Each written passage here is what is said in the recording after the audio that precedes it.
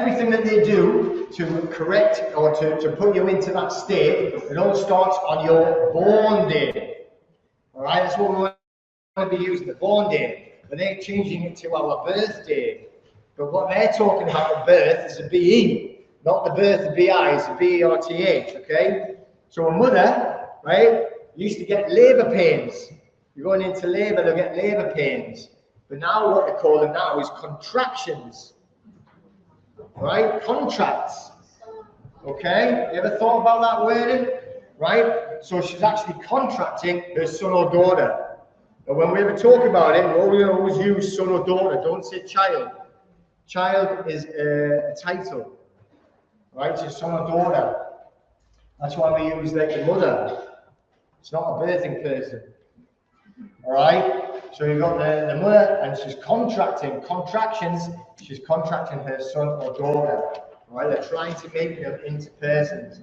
So not only is the son and daughter entering into a contract, right, but they are going to contract, i.e. make smaller or shorten the title. Alright? So you were born, when you were born as to your an heir to your minor estate. Okay? You are master or mistress of your minor estate. You are allowed a share of your country's wealth because you were created, right, in the image of the Creator. All right, so on a totem pole, the Creator creates man and woman at the top. They didn't create a government, they created man and woman, and you were given dominion over everything else. Right, so you were entitled to your minor estate, a share of the wealth of that country. Okay? So, now, as master or mistress to your minor estate, you're entitled to your share of the country's wealth. Okay? But to hide this, like, they also not only are in contractions, they contract or shorten your title to Mr. or Miss instead of master and mistress. So they're hiding the fact that you are master or mistress of your estate. Okay? And that's to get you to put you on paper. Right? So you are becoming a 2D fictional entity, okay? So to become a 2D fictional entity, they put you on paper, i.e. the birth certificate, okay? So they changed being born into being birthed. That is under maritime law, Roman civil law. Everything's going back, right way back, we'll just describe that to the Roman Empire. So everything's about water. So we've got your contractions, right? And then the waters break. Okay, so you're already under the laws of the water. It's really embryonic fluid, isn't it? Okay, and then what you're going to do is you're going to enter the birthing canal. It's all about shipping. Okay, all right. So a ship comes into harbour and it's birthed. All right, so now we're being birthed into the harbour, right? And you get a birth certificate. And the ship also gets a birth certificate. They call it the ship's manifest.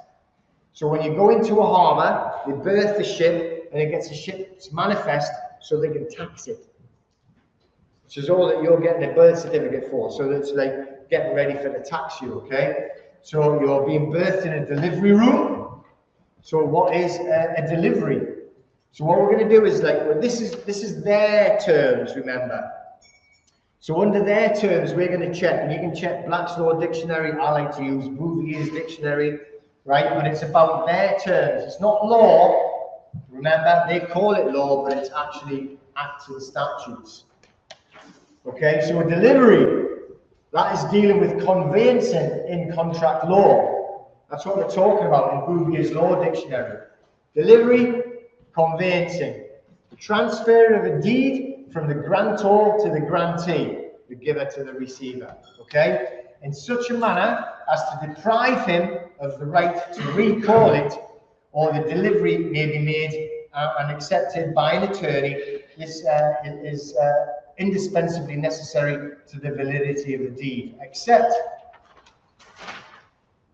the deed of a corporation, which, however, must be executed under their common seal. Common seal, what they're saying is that, right?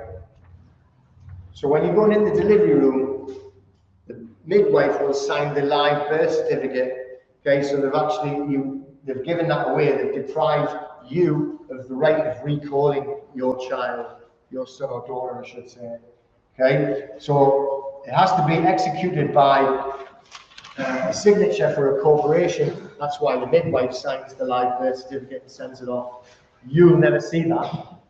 You'll never see that live birth certificate. Okay? All right, so there's some common seal. Right? It can be the sign of nature, signature, okay, of the midwife who completes the live donor birth certificate. Okay, so they have created an implied person. That is your implied person, or an implied corporation. You've been turned into a 2D bit of paper. That bit of paper is where all of the acts and statutes actually apply to, not to the living. Okay?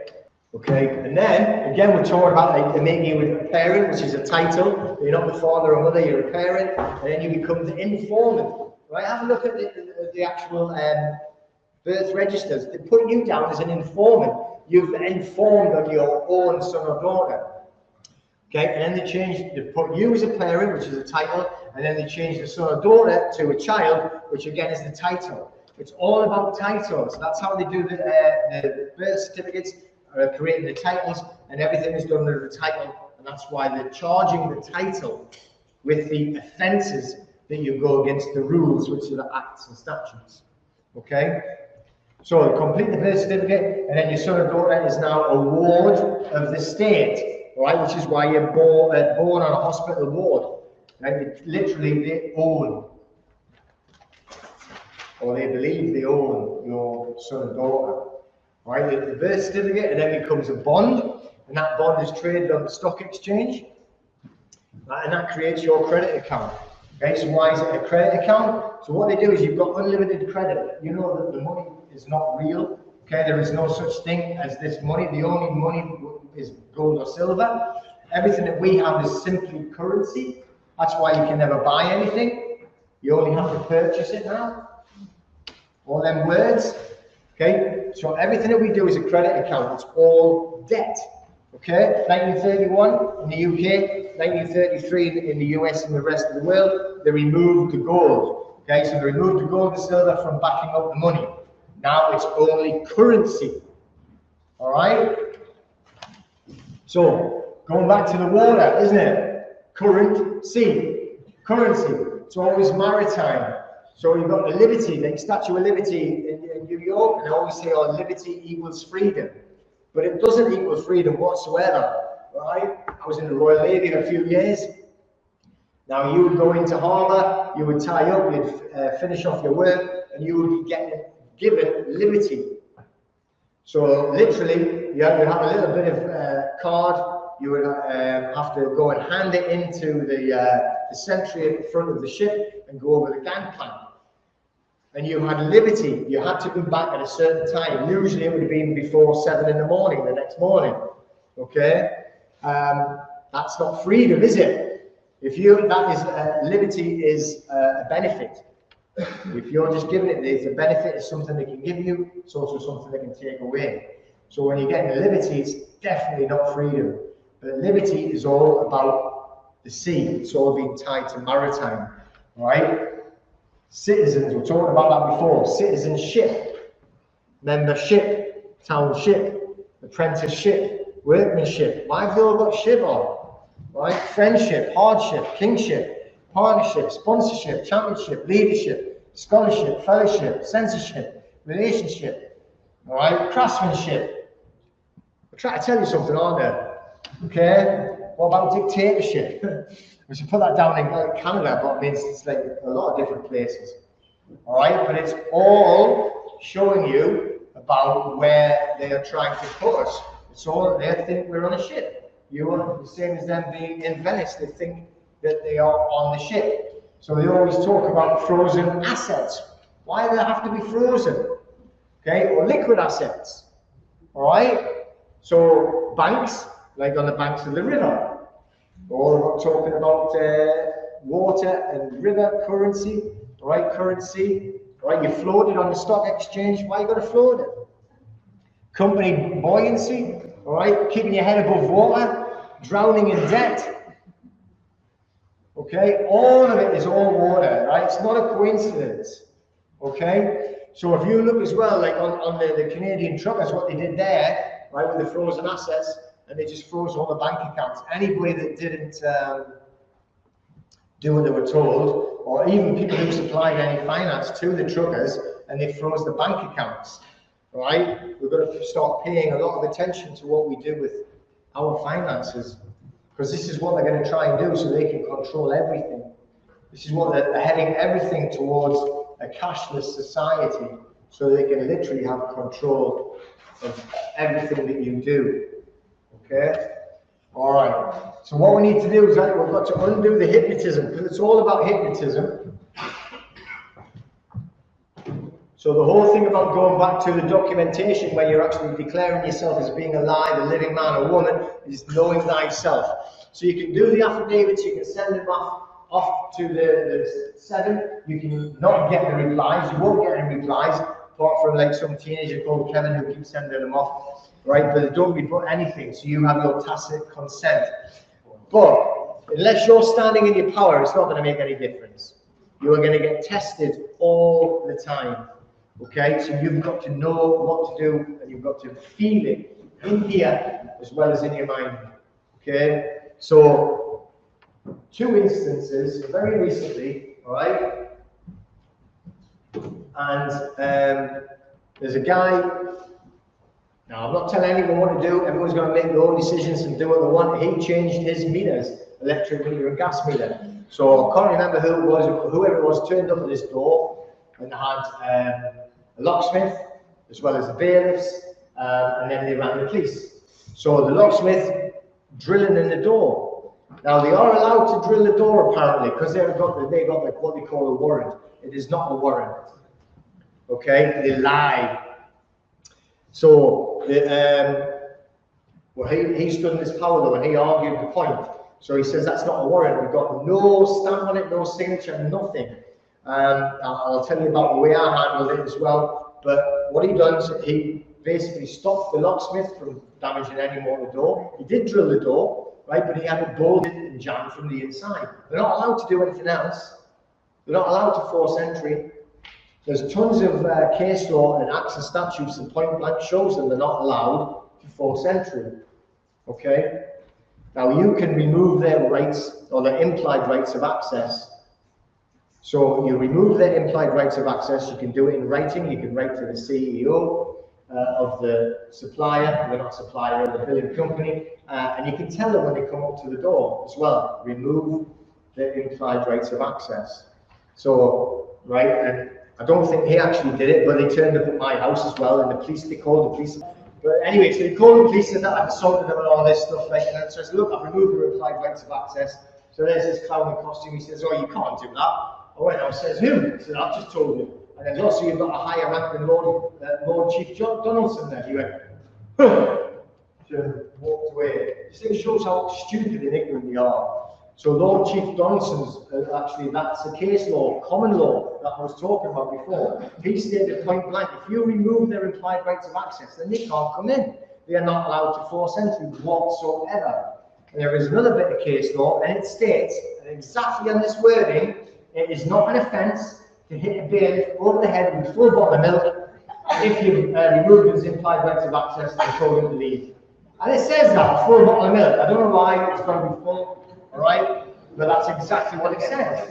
Okay, so then this clown in a costume turns up with their battering ram, right, the big red thing, and he says he's going to smash this man's door in. And he says, I have the right to smash this door in. I've got the right to force entry. I'm telling you now, unless you're a bank robber, a murderer, or a rapist, right, where they're going to smash your door in the middle of the night and drag you out of your bed, because they will have a bonded warrant, which is insurance, which covers in case they injure anybody else while they're doing the execution of the duty, all right? No other warrant will allow forced entry, nothing. So if they've got, even if they've got these warrants, which are completely fake anyway, all right? But he argued and he argued and argued, and he went and ran up his sergeant. The sergeant says, yes, you can smash the door in. So he's keep coming back, but he stood in front of the door, he wouldn't let them do it. Eventually they got the inspector. The inspector straight away shut everybody down. Get off his property. Right? So sometimes it just takes a little bit, but he stood there, right? So I'm saying you've got to know thyself, know you're in the right, and you are in the right. So as it turns out, now this is what I'm going through exactly the same myself. So you've got the same thing, right? All turning up, going to smash the warrant and all this. So I got the warrant. It wouldn't give me the warrant, it wouldn't show me the warrant. Eventually I got it, took a photograph of it, no name on, right? No name on at all. To the occupier. So there's like I rang up the number. I got this Birmingham Magistrates Court. So I rang up there, says I want to check that I've got this warrant for this address on this reference number. Doesn't exist, right? So I told them, so it doesn't exist. Just told it by the Magistrates Court. So they rang up. It was Eon. So they rang up Eon. Is that what you have to ring Eon? So what? So Eon can just write their own warrant? Yes. There's clowns in costumes? Yes. No, you can't. You can't have just like some billing company writing a warrant, right? That's so ignorant. So anyway, what I've done is I wrote a DSAR, specific DSAR, Data Subject Access Request, to Birmingham Magistrates Court. Magistrates only deal in criminal law, okay? They only deal in criminal cases. So you're having these people lying. So what they do is they actually rent the office in Eon, right? Rent the office in Birmingham Magistrates Court. So they have a sitting office at the back, and they print off all these warrants. Nobody gets to see it, right? Talking about sending off like the 7 documents to everybody, the L&D. So I put on the warrant, and it's got, this is everyone who signed it, he says, written there, Privy Patel. Privy Patel, right? State first, whatever she is. She actually signed it. Oh, come on. You know, I says, you're just taking a piss, man. This is ridiculous. You know. But anyway, so I've just got that back yesterday. Yesterday. I sent them the first one, they didn't respond. I sent the second one, right, they didn't respond.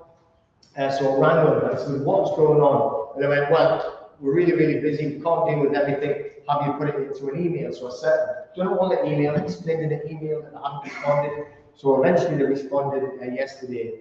So what they want now is they want me to prove who I am. This is the stupid part of it, right? So I have to send off. Luckily, it was funny, it said send off ID, right? And that's what I got in the same post. I got the driving license, because I've never had one for about a year. So that's it. So there's the photographic ID that I can use. And it does have the address on. But it's the only thing that's got my name on that has that address on, because everything else is just under trustee. So I haven't got any bills or anything like that, so I'm going to have to try and find out somehow the way of getting it. But then I will get proof from the magistrate's court. They already know that it doesn't exist, right? They had a reference number from Eon. Eon sat in the office and created it. Exactly the same with that guy where we were going to smash that door in with the battering ram. We shall help him get the DSAR. Then we will take Eon to court, right? That is fraud. Okay, so we will get proof. Now we did the same with Gavin. I don't know if you've seen the video I did with Gavin. He did the DSAR to the same court when they write it, whatever they write it, they get the liability order for the council tax and the summons for the council tax if you haven't paid. Both of them fake. All right, you ring or send the DSAR specific data subject access request. Don't put a million questions on. You only put one question. Okay, where is the details for this warrant, this name and this address with this reference number? Because they'll put the reference number on, and it's there saying it's a court reference number when it is your specific details. All you want to know is like, show me the data, right? For my name on this address with this reference number for this warrant. Yeah, all in blue. All right. So you send it to them. They have to reply saying we have no data, because I haven't got any data, because it was in an office at the back that they've rented. The council just go and rubber stamp thousands and thousands of them and send out liability orders. The liability order for the council tax was withdrawn in 2003, the 1st of October. They don't even exist. That form doesn't even exist. It was never replaced with anything. You can buy the council tax handbook from Amazon. Read it, and it'll show you all of the rules and regulations they're breaking. All right, they're lying with everything. And there is no obligation to show you should be paying council tax. I'm not telling you not to pay. You make your own decision, all right? But okay, if you look at that, not challenge to call it, and the Peacekeepers website, and they have it on there, all the paperwork to actually write out for it as well. To challenge the council, prove my obligation, and they can't prove the obligation. But they still go ahead, they still try and bully you. So on that video I did with Gavin, once he got the DSOR back reply, we have no data. That's proof of fraud. So he sent that to the 151 officer. Okay? And the 151 officer just shut down his whole bill. And this year they didn't even send the second one, the next one. Just waited off. 151 officer, they have the authority to close it all down, by the way. Okay? So don't write to Agnes in the office. If you want to talk to anybody in the council, always find out who your 151 officer is. And you write to them, you deal with them in their name. Okay? Completely got off what I was talking about. All right. Sorry? I haven't got the link, but I just know that it's Peacekeepers something, so I just have to research it. I honestly don't know. There's nothing to do with me, I just people that I know. But you know, you can find it out, so you try and find it, peacekeepers.org or something like that. But you know, Mark Horn runs it, and they all challenge the council tax. He's very successful at it, he's doing very well. So we have a proven method, okay? So anyway, we'll go back to it, like, you know thyself. So we were created by the Creator in the Creator's image. And they don't want you to know or comprehend, they just want you to understand, right? We're never going to understand. Never ever say you understand, okay? Because in law, we are a man or a woman as a fact, okay? So we are way above all of them, all right? So you are not a person. You've got to stop thinking and believing that you're a person. So there is a banking code that uses the person all the time, okay? And it tells us how we have to refer to ourselves, all right? But it's the same when you're going to be dealing in anything in the commercial realm. The commercial realm is your legal fiction. It is the capital name. So when we refer to ourselves, you deal with a bank, you deal with anything in debt, it's we, plural, because there's two of you. Legal fiction and the real, okay? Our, us, it's always plural, okay? It's always plural, but it also refers as us being the creditor or the bank. Banks always talk about us, we, right? So, it's the same, right, with a summons or a debt collection letter, anything like that. They always write it to you. Who or what is you, all right? So whenever we get anything and it writes it to you or this, you or that, you are charged with it. Right, well, who's you? I don't know who you is. Please inform us who you is and I'll pass it on to you. It's true, isn't it? Yeah. All right. So we is the bank of the creditor. You, right, that is the customer or the debtor. We don't want to ever be a customer or a debtor. We're always going to be we. We're the creditors, okay? Right? We are the creditors. So when they send like letters and the summonses, anything the summons to you, same thing. Who's you? Tell us who it is, I'll send it to you. Okay? And it must be rebutted. Okay? Is you your name? You know, it's not her. Right? So we need to know the law. Right? So we need to know what is in a name. So again, we're going to go back to Bouvier's law. And the name, and this is just what is written in the book. When you get, if you ever do get Bouvier's law, remember it's acts and statutes, it's not law. They call it that, but it's acts and statutes. This is just what's written. Bouvier's law, they never reprinted it with, like, they didn't change the language. Black's law, I think they're up to the 11th or 12th edition now, because they keep changing. Okay, Bouvier's just stayed the same, but it's written in Old English, so it's hard to read. Right, but it says, name one or more words used to distinguish a particular individual, such as Socrates or Benjamin Franklin. Right, no man can have more than one Christian name, that's what it says in the book. Okay, in general, the corporation must contract and sue and be sued by its corporate name. That's why we want your corporate name, legal fiction. Right? So Fred Henry Smith, written like that, that is the living man. Okay, man with the colon, because that is a fact, right? And cannot be summoned to court. That's why we're writing it in blue ink. A man can't be summoned to court. Fred Henry Smith, he goes to court, or it goes to court, and he fights other corporations.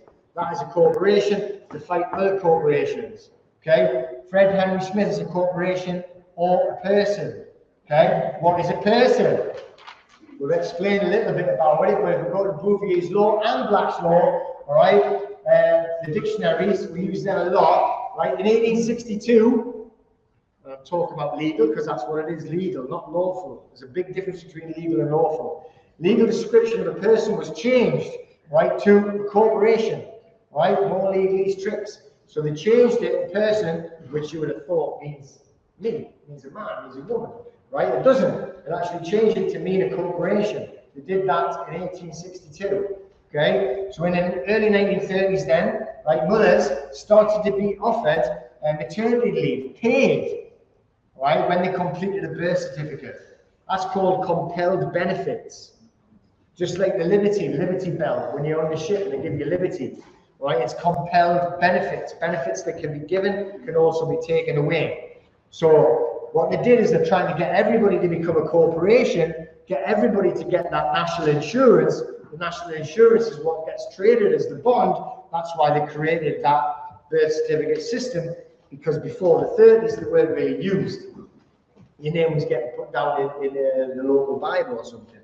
Okay, right? And now they're getting that all compelled benefit through the birth certificate. All right? So it's designed to assist the government to trick you into agreeing to be a person. Okay, why did they do it? Because a person is a corporation. That's why we're all accepting now the capital name, the legal fiction. All right? Everything outside of law, the universal or the creator's law, is a contract. Okay? It's a contract. We're all under contract law. So anything to do with a corporation, it's all contract law. Acts and statutes are a contract law. If you haven't signed a contract, a wet ink signed contract, anywhere that they can show you to say you accepted and consented to be under Acts and statutes, then you will know under Acts and statutes. Alright? Statutory legislation, alright, acts of parliament, it's an act, it's not real. The only people that are actually part of it are the parliament, because they are the ones that, and it's a bill. They pass a bill, you've heard them saying that, haven't you? We're going to pass the bill through the parliament, and that's going to make it what they call a law, an act of parliament. And then they have to sign it into law. They call it signing it in. They sign it, we don't. So we're not part of the contract. So we do not have to follow acts and statutes unless you want to. And you consent to it. That's why they use the term we do not consent. Okay? So if you cause or threaten to cause harm, loss, or fraud to another living man or a living woman, right, you are committing a crime. And that is under law. Everything else is a contract. So that's when, if you murder someone, you have committed a crime, right? If you're committing fraud, it's a crime, okay? If you're causing harm or loss, it is a crime. Everything else, what they call a criminal offence. It's a big difference, right? It's not a crime. You commit fraud against a company, is that right? Yeah, but I mean, it's, you don't want to commit fraud against a company or a person or a man, do you? Really? But like, it would still be fraud. You know, do not commit fraud. Okay, so on a contract, because that's all contract law, a living man or woman, they can contract with another living man or woman. Living can contract with the living, and a corporation can contract with another corporation. But a corporation cannot contract with a man or woman. The dead cannot contract with the living. Right? The government is a corporation. The Crown Corporation, the UK Corporation. It's a limited company. They are limited in the Duns and Bradstreet in the US. They hide it. Okay, Northumberland Police, I told you about that, 1.6 million in sales. That stands for Northumberland County Council. They're down on Duns and Bradstreet as well. It's a limited company. And then you tell them that. You say, this is what I'm telling you. You've got to be careful when you're going to argue with the council. If you are arguing about council tax, you're going to write to Agnes in the office. And they're going to say, of course we're not a company. Don't be stupid. It's the council. They are so indoctrinated. They are just like, literally, you've got no chance of talking to them. Deal with the 151 officer. Last time I dealt with my council, I rang them up. They just sent me this. I thought I had finished with my council tax. I thought it was all done and dusted. And then I get this letter through and it says, you've got to tell us who lives in that property, or we're going to fine you £70. It's like, where did this come from? And then just yesterday, when I got that letter from the court saying you have to identify yourself, and also got like another one saying nobody is on the electoral roll at this address. Do not ignore this letter. I didn't ignore it, I put it in the bin. But, you know, they don't know, so I rang up the council, and I went, I need to know you're a 151 officer. I need you to confirm who it is. And this guy on the phone, he went, oh, sorry, I've only worked for a few weeks, I don't know what that is. So I started explaining to him what the 151 officer was. She went, oh, okay, didn't know that. So he's going through all this list until he found it, and he told me it. That thing is, you know, that's really funny, because if they had experience of being a council worker, there was experience of being an idiot, they wouldn't have given me the name.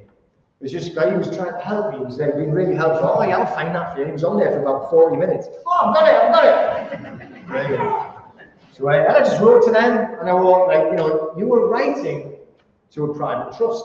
You are writing to a private members association, a faith-based ministry. So, which jurisdiction do you think you're in? Like, what jurisdiction are you writing to a private trust in equity demanding this information? And I also put on, so like the last time I found out if it was acts and statutes, you had to go to court and get found guilty for an offence by a judge to be fined. So Louis, you didn't find anyone. They haven't replied yet. So we'll see what they come back with. And they are all these social services, they are filth, all right? Now, 151 officer that is the only one in the council that's legally trained to deal with council tax. So they're the only ones that actually know. They've got the power to cancel all your council tax. They can cancel it. So they're the ones you need to deal with. Don't deal with Agnes in the office. You end up pulling your hair out, look like me. Okay? All courts are all private limited companies. All right? Private corporations. Right? And that's what you've got to do. Right? Check it on Duns and Bradstreet. Right? You all know Duns and Bradstreet? Go and check it on there. So if they are corporations, now how is it that they're telling us what to do and ordering us around? It's all just like indoctrination. Okay? Right from birth. Now we've already seen it, how you actually get birthed. Okay? Rather than birth, it's birth like a ship. But then you're going into school. Okay, and it's all indoctrination at school. This is why I'm really fighting hard now and I'm trying to change the bill, the schools bill, because they've never ever had as many people pulled out of school, ever. Because there's so many now doing home education. Instead of like school indoctrination. So look at the registration when you're going into the school register. This is witchcraft. Okay, this is evil. This is how hideous it is. So you're sitting there and it's like this, right? There's the teacher standing there and you've got all you there, but they know all your name and they've got the register. They're looking at you. And they're reading your name out, looking at you. So why are they reading your name out? They can see you there. Right? But they're going to read your name out. They're reading full capital letters. They're reading your legal fiction. And then you say yes. Right? At least once a day. Sometimes I think some schools say they do it twice a day. You're agreeing every day you're a legal fiction. Alright? That is like, it's all witchcraft. So they're putting that through. This is how they're indoctrinating. Okay? And the whole school curriculum. Right? What is it they're teaching? I mean, forget all the stuff we were talking about before about the gender and the sex education. Do they teach anything worthwhile? Right? On the geography, I don't believe anything that where it is where they say it wasn't. Right? You know, this is, you know, I'll tell you, I'm going to tell you a story. I was on a train, but I'll tell you in a second. But the curriculum, right, if you really wanted to help children going into school, you're going to teach them how to get clean water to drink, right? You're going to teach them how to grow food so they can feed themselves and how to make shelter so they can protect themselves. The rest of it is just like extra, isn't it? If you can eat and drink and have a roof over your head and be safe, you don't need anything else. Anything else is a luxury, right? Who needs like maths, right? Algebra, what's that? Like X, Y, Z equals P. Oh, right, really? Yeah? You know what I mean? It's like all just made up nonsense. You know, the whole curriculum. And like I said, the geography, no way, like, you know, it's just insanity where they say like where everything it was. Now, I was in the Royal Navy. We went to the Middle East for the Iran-Iraq War in the 80s. And we went through the Suez Canal. Has anyone ever been through the Suez Canal? The Suez Canal joins the Mediterranean to the Red Sea, right? It's 400 miles long. 400 miles. So you start off on the Mediterranean side, right? Sail all the way through, and I mean it's like disgustingly hot. It's like about 100 degrees. Okay, this was like in the 80s, early 80s, and I didn't know. I was on morning watch, right? That's what they call it. Okay, I think they call it morning from 4 in the morning till 8 in the morning. So you get woke up, we've got to go onto the flight deck. So on the flight deck, it's pitch black, and it's like all you got to do is walk and you sweat. It's like really horrible. I think I might have been 18, I think. And there's this big pile of stuff like on the bottom of the flight deck, right? So I didn't know what it was. You know, so I'm like looking at it. What they call is that you have to stand at the back of the ship. They call it the lifebuoy ghost, as they call it. Okay? So you're there, right? Standing, this is how sensible it is. You're standing on your own, right? To watch out in case anyone falls over the ship, right? So if they fall, you have to raise your arm. You have to hit this button. Throws lifebuoys over the back of the ship so that they can save them. You've got to stand there all night on your own. What if you fell in? Who's going to tell me that? Anyway, so I'm standing there, like 4 o'clock, and I was like, who was there first? I'm leaving there, going up there, like, come on, you go to bed, stand there. I'm standing there for about like an hour, walking back and forward, safe, waiting for someone to fall in. And this thing stands up, right? In the middle of like pitch black, starts walking towards me. Now, when you're at sea, right, you've got all the seamen, you have to carry a belt, and you have to carry a marlin spike, okay, which is like used to unloosen ropes or metal, I can't remember what it's called, but like metal thing, you put the spike into it. It's massive, horrible thing. You've got that on one side, and on the other side you've got a machete, right, in case you have to snap the rope, cut the rope. And these things you can shave them. It's your duty to make sure the blades are sharp. And this thing stands up in the middle. It's just a big black looking bear coming towards me. I nearly cut his head off. You know? I was like, he nearly died, I tell you. But they called him the lucky man. Because what he was, all his stuff there he was going to sell it. So they allowed him on the ship to travel through the Suez Canal to sell all these stuff, you know, little camels and stuff like that. Right, that's why I call him Lucky, because it's where he says, come, Lucky. And he killed him, and he chopped his head off. Anyway, so going through it, and this is like all of them on either side, there's like loads of tanks, burnt out guns, all pointing at each other on either side of the Suez Canal. So it gets through the Suez Canal to the other side, you go through the Great Lakes in the middle, and then right through into the Red Sea. The Red Sea is infested with hammerhead sharks. Not very good to go swimming, so we went swimming. But anyway, 400 miles long from the Mediterranean onto the Red Sea, right? So what is the difference in the sea level to the Red Sea to the Mediterranean on 400 miles? Nothing.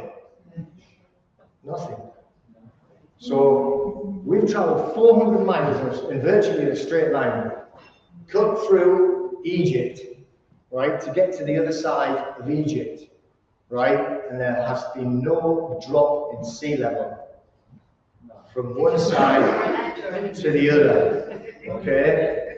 So Where'd the curvature go then?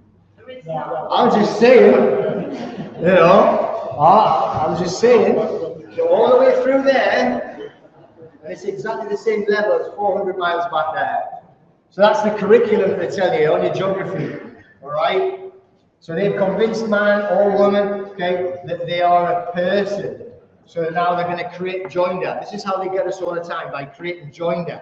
The joinder is created, right, for the person, not the man. Okay, joinder, that means you've accepted the contract. So when one of the clowns in costumes come up and say, well, tell me your name, and you give your name, you've given them joinder, you create a joinder. You do not give them the details, okay? And you don't have to give them your details either, okay? Unless you've been burgling someone's house, but if you haven't been doing that, right, you don't have to give them your name. But that there, right, you give them joinder and then they can do whatever they want, because you are now property. Once you've agreed that you are that capitalized name, you are not man or woman. They can do anything they want to you, right? That's why you see these police and they're beating people up and everything like that, and they never get into trouble because they're not really hurting a man or woman. They're actually doing that to property, to a thing. That's why they don't get into trouble, because it's legal. It's not lawful, but it's legal what they're doing. This is the whole thing, is about getting the difference between legal and lawful. All right. So I was a professional fighter for many years. So we would go in and we would beat the crap out of each other. Right? I broke your jaws. You need to broke your jaws, horrible. But like, you know, you get like broken noses, black eyes, and everything like that, right? But no one ever got arrested. So see people getting knocked out, knocked unconscious, kicked all over the place. No one ever got arrested because it was legal. Because we made a contract to do it to each other. All right? It was good fun. But if you go outside and so you start punch someone in the face, then you're going to get arrested, because that's against the law. All right? So looking at it that way, that's why, like the police, once you've accepted that you're that capital name, you've given them joinder, right? You are now legally property, a thing. So if they beat you over the head with a truncheon, they're not doing it to a man or a woman. You're not going to get anything back from them. Okay? So we're just going to go over this one, and then we're going to break for a bit of lunch, okay?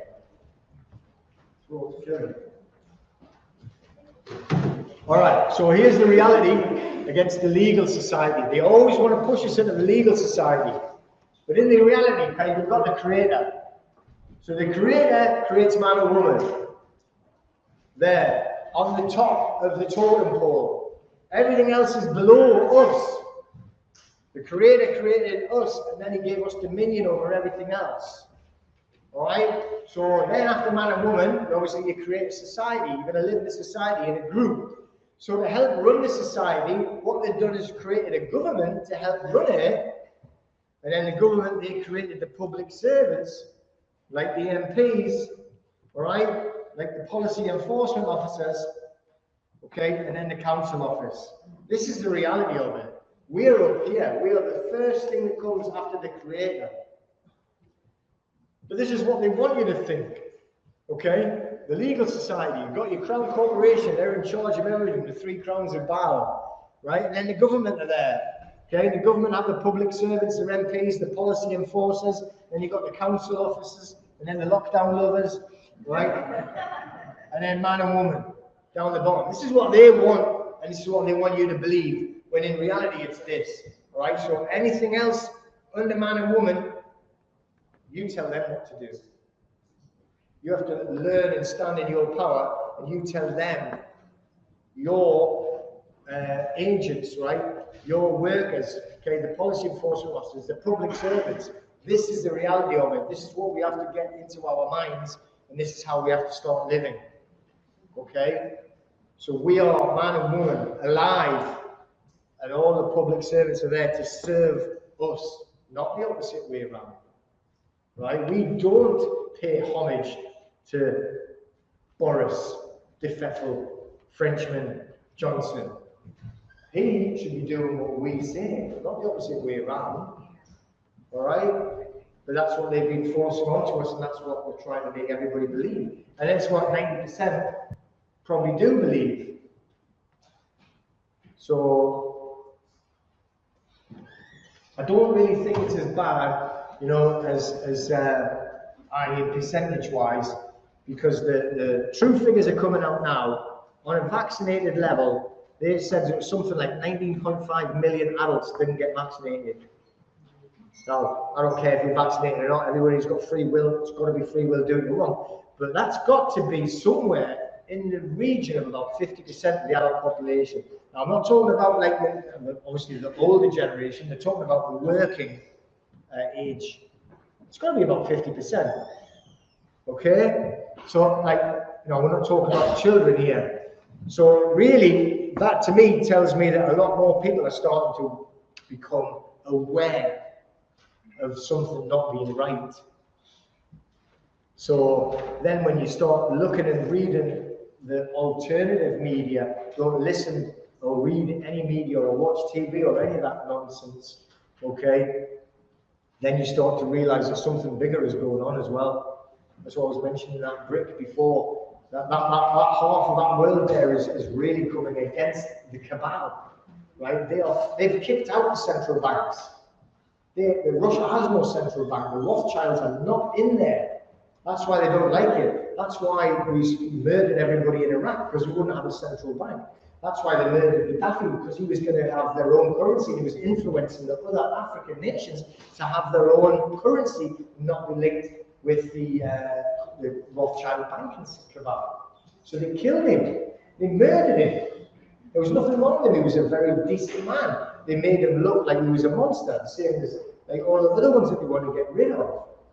Anyone that stands up against the central banking system gets either murdered as a terrorist or dies of monkeypox. One of the two.